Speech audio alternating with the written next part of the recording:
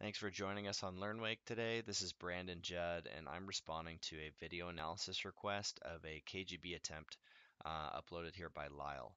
And thanks for uploading the video and for submitting it. We sorry for our delay in response here as well. If you've landed this by now, congratulations. But if you haven't, hopefully we can add a couple things that can help you get this consistent. So in your submission here, you mentioned, why do I keep landing on my butt? I can pretty consistently land up like I do in the video. So let's take a peek at this, and what I see, and it sounds way simpler than it should, but typically on a lot of these, there's a common phrase that you'll land how you took off.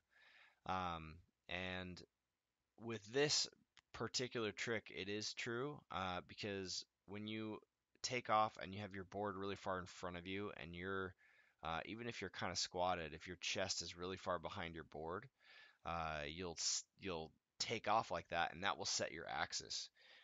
So when you end up coming back around to land, you stay in that position, and there's not really the line tension to hold you upright and to pull you back over your toes. So you end up landing kind of on your butt like this. So let's take a quick look at this. I really appreciate the high quality slow motion video. This is really makes it really easy for us.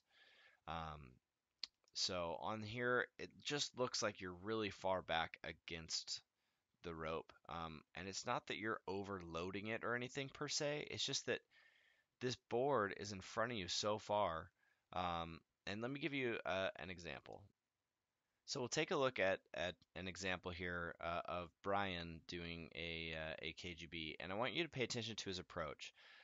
Now, in this video player, for some reason, I couldn't find a way to mute it, so when we play it, we're going to be dealing with Mike's voiceover, so bear with me there. But so look at how stable over his board he is. Like his chest isn't really far back, his board isn't really far out in front of him. You can still have somewhat of an upright torso and just be bent a lot at the waist and have your board really far out in front of you when you're edging in for this. And that just puts you very reliant on the rope. And really far back, just at a hard angle. Even if you aren't leaning and edging super hard, you can still have the board too far in front of you, if that makes sense at all. When I do backside 360s, if I ever slip out over my butt, the reason is because I didn't get forward enough. I used to have that problem a lot when I was learning them, and my solution was someone gave me the advice to just keep my chest more over my toes when I was edging in. It should feel like I'm edging in on the balls of my feet. And when I did that on the backside 360, I had no problem every time setting my axis properly. But it was almost to the point where I had to feel like my weight was forward on the board. And it felt really unnatural because I had ingrained this habit. And I think that's kind of where you are is you've gotten this habit in there of just this is how you load it up, which is very good and very progressive, but it's just too much for the KGB because you're adding so much spinning rotation. So you'll notice Kyle is, sorry, not Kyle, Brian is upright here, and then you're really leaning back pretty hard. If we had the same angle of the same shot, you could see the difference of just how extreme you are versus him. Now, I'm not suggesting that you lean over your toes like I do on my backside 360, but when it comes to the KGB, it's going to be somewhere between the two, and you're just not forward enough, if that makes sense. You're just still a little too far back. So um, let's take a look at this and pay close attention to how much he actually leans.